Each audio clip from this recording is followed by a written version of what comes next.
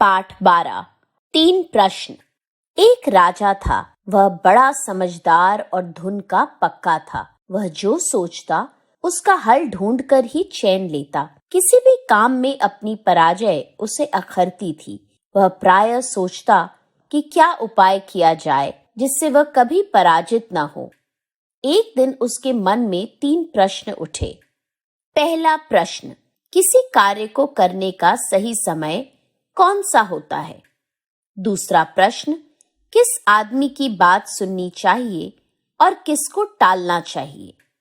तीसरा प्रश्न, सबसे आवश्यक कार्य कौन सा है?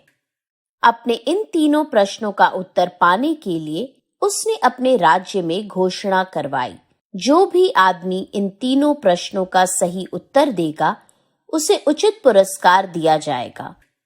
यह घोषणा होते ही दूर दूर से लोग राजा के पास आने लगे। सब लोगों के उत्तर अलग अलग थे। राजा को एक भी उत्तर सही नहीं लगा। किसी ने राजा को बताया कि पास के जंगल में एक साधु वर्षों से तपस्या कर रहे हैं। वे केवल साधारण लोगों से मिलते हैं। वे बड़े ज्ञानी हैं।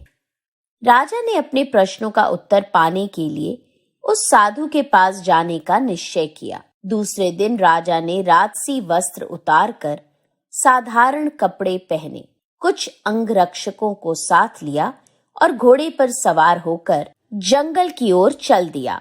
काफी दूर चलने के बाद पेड़ों के झुरमुट में उसे साधु की झोपड़ी दिखाई दी। राजा घोड़े से उतर गया। उसने अपने अंगरक्षकों को वहीं खड़े रहने का आदेश दिया और पैदल ही साधु की झोपड़ी की ओर चल दिया। जब राजा पहुंचा, साधु बड़ी लगन से झोपड़ी के सामने की जमीन खोद रहे थे। उनका शरीर दुबला पतला था। राजा को आता देखकर साधु रुक गए। उन्होंने राजा को अभिवादन किया और फिर काम में लग गए। राजा बोला, मैं आपके पास अपने कुछ प्रश्नों के उत्तर पाने की आशा से आया हूँ। मेरा पहला प्रश्न यह है, किसी काम को आरंभ करने के लिए सही समय कौन सा है? दूसरा, किन लोगों की बात पर अधिक ध्यान देना चाहिए? तीसरा, सबसे आवश्यक कार्य कौन सा है? प्रश्न सुनकर भी साधु ने कोई उत्तर नहीं दिया। वे अपने काम में जुटे रहे। राजा कुछ देर चुपचाप खड़ा रहा।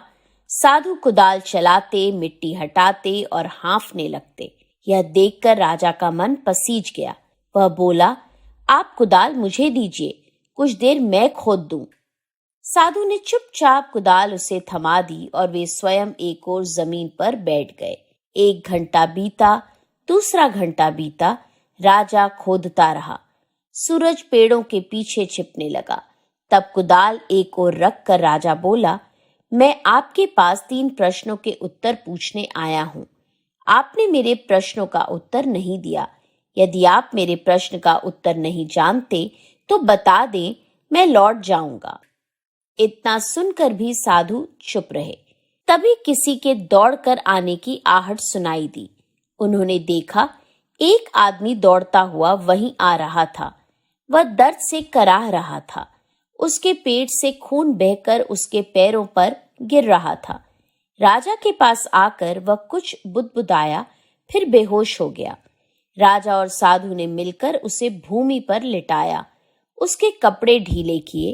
उसके पेट में बहुत बड़ा घाव हो गया था।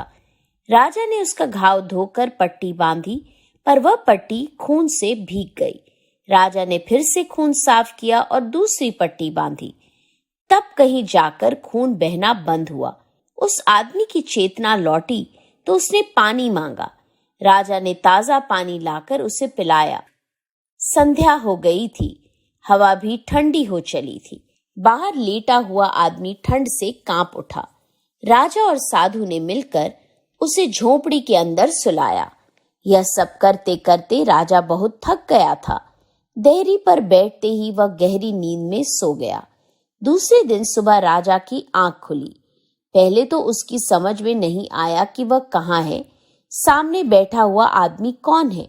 वह उसे एकटक देखता रहा। उस आदमी ने धीमी आवाज में राजा से कहा, मुझे माफ कर दीजिए।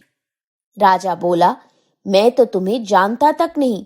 तुम मुझसे माफी क्यों मांग रहे हो? उस आदमी ने कहा, आप मुझे नहीं जानते, लेकिन मैं आपको जानता हूँ। मैं आपका शत्रु हूँ। आपने मेरे भाई को फांसी की सजा सुनाई थी और उसकी संपत्ति जब्त कर ली थी। मैंने तभी आपसे प्रतिशोध लेने की कसम खाई थी। मुझे मालूम हुआ कि आप साधु के पास अकेले आए हैं। मैंने सोचा था कि जब आप वापस लौटेंगे तब मैं आपकी हत्या कर दूंगा, लेकिन पूरा दिन बीतने पर भी आप नहीं लौटे। जब मैं आपको खोजता हुआ इस ओर आ रहा था, आपके अंगरक्षकों ने मुझे पहचान लिया। उन्होंने मुझे मारने की कोशिश की, पर मैं बच गया। अगर आपने मेरी मरहम पट्टी न की होती तो मैं मर गया होता। आपने मेरी जान बचाई है। अगर मैं जीवित बचा और आपने चाहा तो जीवन भर आपकी सेवा करूंगा। मुझे क्षमा करें। सारी बात सुनकर राजा बहुत खुश हुआ। उसने सपने में भी नहीं सोचा था कि शत्रु इतनी आसानी से मित्र बन सकता है। राजा ने उसे क्षमा कर दी। राजा झोपड़ी से बाहर आया, साधु के पास जाकर बोला, मैं अंतिम बार आपसे अपने प्रश्नों के उत्तर मांग रहा हूँ। साधु उन क्यारियों में बीज बो रहे थे जिन्हें कल तैयार किया गया था। साधु ने सिर उठाकर राजा से कहा, राजन, तुम्हें अपने प्रश्नों के उत्तर मिल चुके हैं। यह सुनकर राजन हैरान हुआ। उसने कहा, मैं कुछ समझा नहीं। साधु बोला, शायद तुम समझ नहीं सके। अगर कल तुम्हारे मन में मेरे लिए दया न आई होती तो तुम चले गए होते। तुमने ये क्यारियां तैयार न की होती तो राह में वह आदमी तुम पर हमला करता। तब मेरे पास न रुकने के लिए तुम पछताते।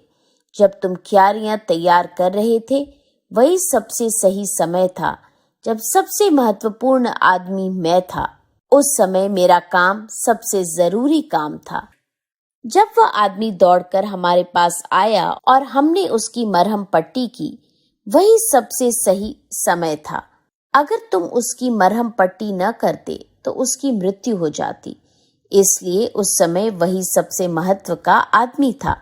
तुमने उसके लिए जो किया, उस समय वही तुम्हारा सबसे जरूरी काम था। याद रखना, सबसे सही समय वही होता है जब हमारे पास किसी भी तरह की शक्ति होती है। सबसे महत्व का आदमी वह होता है जिसके साथ हम होते हैं। कोई नहीं जानता कब क्या होगा। सबसे जरूरी काम है अपने सामने संकट में पड़े आदमी की सहायता करना। हमें जीवन इसलिए मिला है कि दूसरे के काम आए। इसी में जीवन की सफलता है। इतना कहकर साधु चुप हो गए।